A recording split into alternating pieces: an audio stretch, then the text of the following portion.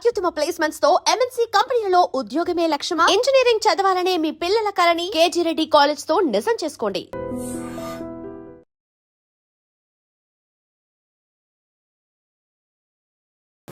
రేవంత్ రెడ్డి గారిలో నాకు మంచి లక్షణం ఏంటంటే మిగతా వెళ్ళడంలో కూడా మనసులో అంతా చెప్పేస్తాడు. బోళ్ళ మనిషి. ఇది చెప్పింది వాస్తవమే.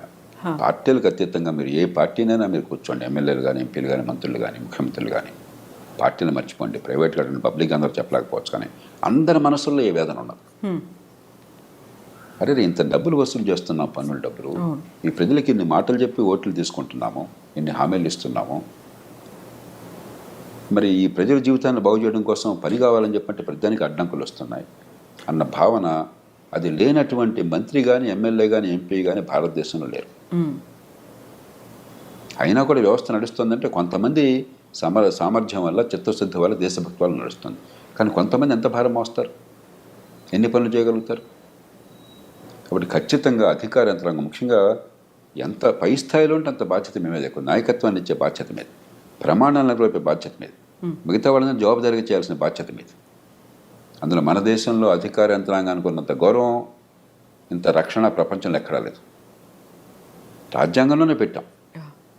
ఒకసారి ఉద్యోగం వచ్చాక ఆ జీవితం పొడుగుతా మీకు మీరేం పని చేయకపోయినా కూడా ప్రమోషన్లు గ్యారంటీ, టైం బౌండ్గా, పదోన్నతులు గ్యారంటీ, పదవులు గ్యారంటీ.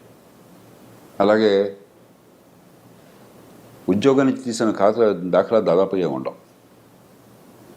మీరు ఎంత అసమర్థులైనా, ఎన్నో సందర్భాలు అవినీతి ఉన్నా కూడా ఏం జరగదు పెద్దగా. ఊరికే 2 నెలలు ఎవరన్నా ఉంటే 2 రోజుల కోసం మాట్లాడతారు అంతే, ఇంకేం జరగదు. అన్ని కీలకమైన ఉద్యోగాలు మీ చేతుల్లోనే. అది ఎలాగో ముఖ్యమంత్రులకు కూడా తెలియదు ఎందుకు అలా జరిగిందో. కార్డర్ రూల్స్ అని పెట్టేసి, కార్డర్డ్ పోస్ట్ అని పెట్టాను, కార్డర్డ్ పోస్ట్ అని పెట్టేసి రకరకాల రూపాలతో ప్రభుత్వాలకు కూడా అర్థం కాని రీతిలో కీలకమైన పదవులన్నీ మీకే. మరి సమాజం ఇంత గౌరవాన్ని, ఇంత రక్షణని ఇచ్చినప్పుడు, నెత్తిని పెట్టుకున్నప్పుడు మిమ్మల్ని, ఈ సమాజానికి మనమే ఇస్తున్నాం తిరిగి. ఆ రకంగా చూస్తే ఒక చిన్న ఉదాహరణ, హైదరాబాద్ నగరం నీళ్లు చూడండి. వేల కోట్లు ఖర్చు పెట్టి ప్రజల పన్నుల డబ్బుల్లోంచి మనం లేదా అప్పులు తీసుకొచ్చి గోదావరి నుంచి, కృష్ణ నుంచి లిఫ్ట్ చేస్తున్నాం. దేశంలో ఏ నగరానికి లేని సౌకర్యం హైదరాబాద్కు ఉన్నది. మంచినీళ్ళ విషయంలో 2 మహానదులు 2 పక్కన ఉన్నాయి కాబట్టి కృష్ణా, గోదావరి, మరి చాలా వేల కోట్లు ఖర్చు పెట్టి అక్కడి నుంచి లిఫ్ట్ చేసి ఏర్పాటు చేసాము, నీళ్ళు వస్తున్నాయి. ఆ నీళ్ళలో 45% నీళ్లు మన ఇంటికి రాకుండా మూసిలో కలిసిపోతున్నాయి. ఇంతకంటే నేర సమాన నిర్లక్ష్యం ఇంకేమన్నా ఉందా? ఒక పేద దేశంలో ఇన్ని వేల కోట్ల రూపాయలతో నీరు అక్కడి నుంచి ఇక్కడి దాకా తీసుకొచ్చి ఆ వడ్డీలు కడుతూనే ప్రభుత్వాలు బోడంత సతమతం అయిపోతూ ఉంటే ఆ నీళ్ళు ఇళ్ళకి చేరట్లేదే, మళ్ళీ మూసిలోకి వెళ్ళిపోతున్నాయి. పెద్ద ఎక్కడికి చూడక్కర్లా, అన్నమంతా చూడక్కర్లా, 2 మెతుకులు చూస్తే చాలు. వెరీ రీసెంట్గా కూడా చూసాం సార్, హైడ్రా తవ్వకాలకి సంబంధించి పెద్ద వాటర్ పైప్ లైన్ పగిలిపోయింది అనే మాట. అట్లాగే ఇన్ని వేల కోట్లు ఖర్చు పెడుతున్న విద్య కోసం అని చెప్పాను. గుండె మీద చేసుకుని చెప్పానండి, మా పాఠశాలల్లో పిల్లలకి ఏ కుటుంబం నుంచి వచ్చినా కూడా ఖచ్చితంగా మంచి ప్రమాణాల విద్య అందుతోంది, వాళ్ళ ప్రతిభ వికసిస్తోంది, ఎదిగే అవకాశం వస్తుంది. మీరు చెప్పనండి ఒకసారి, నేను ఛాలెంజ్ చేస్తున్నాను మిమ్మల్ని బహిరంగంగా. ఎంత అధ్వానమైన చదువు అందుతుంది, ఇంత డబ్బు ఖర్చు పెడుతున్నామే. 25-30 వేల కోట్లు, 30 వేల కోట్ల దాకా తెలంగాణ ఖర్చు అవుతుంది. అన్ని రూపాయల్లో పాఠశాల విద్య కోసం అయ్యే ఖర్చు. అంతా కలిపితే 21 లక్షలు, 22 లక్షలు ఉన్నారు పిల్లలు గవర్నమెంట్ స్కూళ్ళలో. ఏం విద్య అందుతుంది? ఎందుకు అందట్లేదు? ఏదన్నా పట్టుకోండి, మీరు ఏ రంగమైనా పట్టుకోండి. ట్రాఫిక్ ఉంది, ఎందుకు నరకం అవుతుంది?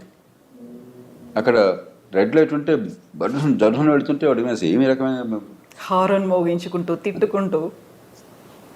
కాబట్టి ఏదన్నా చూడండి, మన జీవితంలో రోజువారీగా మనకు కావాల్సింది ఏదన్నా చూడండి, ప్రజలు నరకం అనిపిస్తున్నారు. ఎందువల్ల? ఇది కేవలం రాజకీయ నాయకుడు బాధ్యతనా? రాజకీయ నాయకుల్లో తప్పులు లేదని అంటే రోజు నేను విమర్శిస్తుంటాను. తప్పులు ఉన్నప్పుడు రాజకీయ వ్యవస్థలో తప్పులు చాలా ఉన్నాయి, కానీ రాజకీయ వ్యవస్థ అడ్డుకొని అనేక సందర్భాల్లో కూడా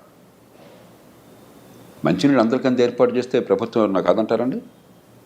మంచి విద్య అంతా ఏర్పాటు చేస్తే ప్రభుత్వం ఎవరు నాకు కాదంటారండి? ట్రాన్స్పోర్ట్ సిస్టమ్ బాగా ఇంప్రూవ్ చేసి అందరికీ సౌకర్యం కలిగిస్తే ఏ ప్రభుత్వం నాకు కాదంటుందండి? వేరే విషయాలు జోక్యం చేసుకోవచ్చు, వాళ్ళ లాభం కోసమో వాళ్ళ స్వార్థం కోసమో. ప్రజలందరికీ మంచి సౌకర్యాల కోసం ప్రజలు ఇచ్చిన డబ్బుతో సరిగ్గా అందజేస్తే ప్రభుత్వానికి కీర్తి వస్తుంది, ఓట్లు వస్తాయి కదా. ఏమన్నా కాదంటారా? ఏ మంత్రులన్నా కాదంటారా? ఏ ఎమ్మెల్యేనా కాదంటారా? కాబట్టి ప్రతిదానికి రాజకీయం వంక పెట్టి మధ్యతరగతి వర్గాలు రాజకీయంలో వాళ్ళని తిడతారు కాబట్టి భారవంత వాళ్ళ మీద వేసి నపం పెట్టేసి మనం కూర్చుంటే అది ధర్మం కాదు.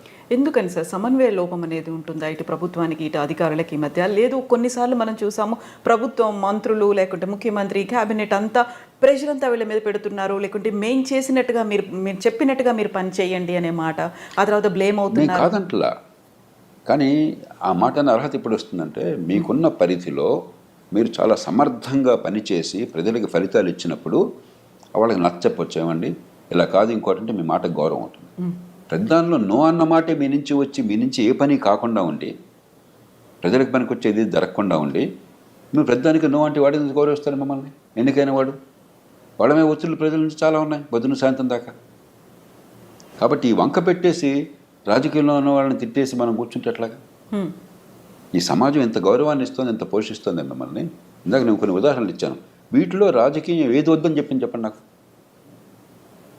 వీటిలో ఏ ఒక్కటైనా సరే ఒక ముఖ్యమంత్రి కానీ ఒక పార్టీ నాయకుడు కానీ ఏ పార్టీ ప్రభుత్వంలో ఉన్నా సరే మీరు ఇది చేయొద్దయా, ప్రజలకు అసౌకర్యం కలిగించండి, ప్రజలకు రవాణా వద్దు, ప్రజలకు మంచినీటి సరిగ్గా అందొద్దు, మురుగునీటి పరిధులు సరిగ్గా అవుతుంది అని చెప్పాడా?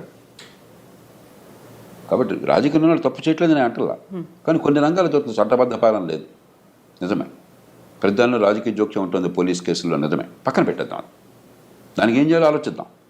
కానీ అదేం లేకుండా చాలా రంగాలు ఉన్నాయి.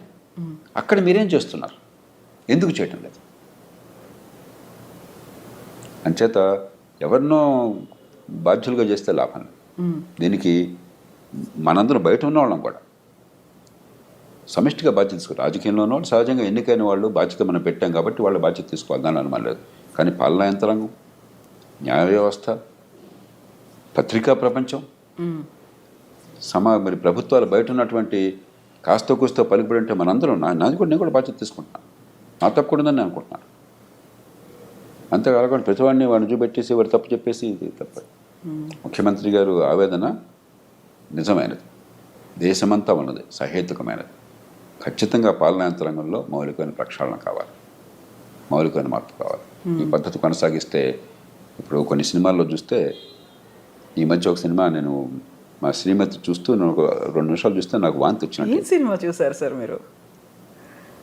వాడు అధికారిని వేశారట ఎన్నికల కోసం అని చెప్పని, వాడొచ్చి బస్తమే సవాలని చెప్పని, నువ్వెవడవయా ముఖ్యమంత్రివి, లేకపోతే నువ్వెవడవయా మంత్రివి, నేను 35 ఏళ్ళు ఉంటాను, నేను అంత తెలుస్తాను అంటాడు. అది నిజంగా జనం తప్పట్టు పడతారు గొప్ప అనుకుని.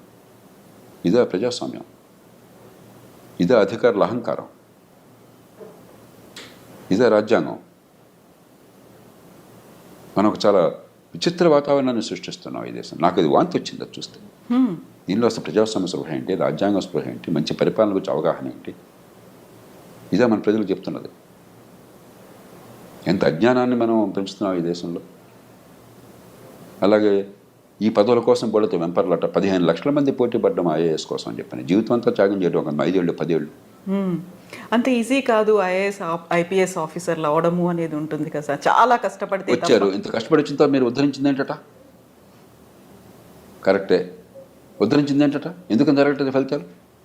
నేను కోపంతో చెప్పట్లా, ద్వేషంతో చెప్పట్లా. నేను ఆ పదవుల్లో ఉన్నవాడిని, నేను నిస్పృహతో బయటకు వచ్చినవాడిని కాదు, నిరాశతో పనికి రాకుండా బయటకు వచ్చినవాడిని కాదు, ఫెయిల్ అయిన వాడిని కాదు. నన్ను ఎవరు భారతదేశంలో ఒక అధికారిగా ఫెయిల్ అయిన ఎవరో ఏ మనిషిని అనుకోవట్లా. నన్ను బాగా తిట్టేవాళ్ళు కూడా ఆ మాట ఇప్పుడు అనలా, ఇంతవరకు సాధ్యం కాదు. అది ఒక ఆవేదనతో చెప్తున్నాను. ఇంత అవకాశాన్ని సమాజం మీకు ఇచ్చి నెత్తిన పెట్టుకుంటే మీ వల్ల ఏం జరుగుతుంది ప్రజలు? ఇది పోగా అహంకారం చాలామందికి. ప్రజల గురించి పట్టించుకునేది లేదు, వాళ్ళ బాధల గురించి పట్టించుకునేది లేదు. మరి కొంతమంది ఏదో సెలబ్రిటీలు అని చెప్పి అనుకుని సోషల్ మీడియా అట వెనకాల ఏదో కెమెరాలతో తిరుగుతుంటారట. ప్రభుత్వాలకు సిగ్గుంటే డిస్మిస్ చేయాలి వాళ్ళని. మనం బ్రిటిష్ పరిపాలన యంత్రాంగాన్ని అనుకరించాం. ఎనానిమిటీ దానిలో ముఖ్యమైనది, మెరిటాక్రసీ, మీ ప్రతిభ వల్ల రావటం, పొలిటికల్ న్యూట్రాలిటీ, పక్షపాత రాజకీయాలు లేకుండా ఉండటం, ఎనానిమిటీ, పబ్లిక్ సర్వీస్, ఇవి మౌలికమైన లక్ష్యాలు. అవన్నీ మర్చిపోయి మీరేదో స్టార్లాగా బిహేవ్ చేయటం నాకు అర్థం కాదు. ఎంత విచిత్రంగా ఉంది అసలు, ప్రవర్తన అంత వెకిలిగా ఉంది. దాన్ని ఎలా సహిస్తున్నారు ఈ రాజకీయంలో ఉన్నవాళ్ళు? దానికి ముఖ్యమంత్రి గారిని కూడా బాధ్యతలు చేస్తున్నాను. మీరేం చేస్తున్నారు మరి? మీ ఆధీనంలో పరిపాలన యంత్రాంగం అంటే వాళ్ళలో క్రమశిక్షణ పెట్టి కొన్ని ఏ రకంగా చేస్తే మేము గౌరవిస్తాం, ఏ రకంగా చేస్తే మేము ఊరుకోమని చెప్పిన సంకేతాన్ని ఇచ్చే బాధ్యత మీకు కూడా ఉంది.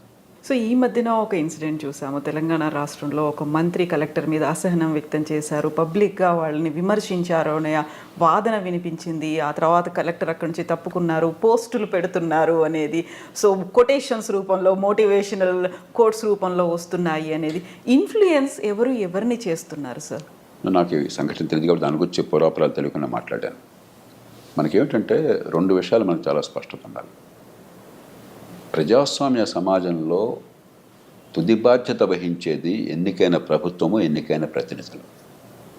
కాబట్టి తుది నిర్ణయం తీసుకునే అధికారం రాజ్యాంగం పరిధి లోపల ఎన్నికైన ప్రభుత్వానికి. మనం ఏంటనుకుంటున్నామంటే అధికార యంత్రాంగానికే పాత్ర ఉంటుంది, వీళ్ళంతా ఊరికే వచ్చారు, వీళ్ళు వస్తారు రేపు పోతారు, 35 ఏళ్ళు మేము ఉంటాం, వాడు వచ్చి రేపు ఓడిపోతాడు. చాలా సినిమాలో డైలాగ్ కూడా, నేను ఐఏఎస్ పరీక్షలకు వచ్చాను, కావాలంటే పొద్దున్న ఎమ్మెల్యే, ఎంపీ, మంత్రిని కాగా నువ్వు అవుతావా? ఇది గొప్ప విషయం లాగా. అంటే ఇక్కడ ప్రజాప్రతినిధులకు పెద్దగా చదువు ఉండట్లేదు, క్వాలిఫికేషన్ అనేది ఈ లేదు. ఆలోచనే మూర్ఖమైనది, అప్రజాస్వామికమైనది, అవాస్తవమైనది. ఒకరోజు పరీక్ష రాసిన మాత్రం చేత గొప్పవాడు కాలేడు ఎవడొకడు.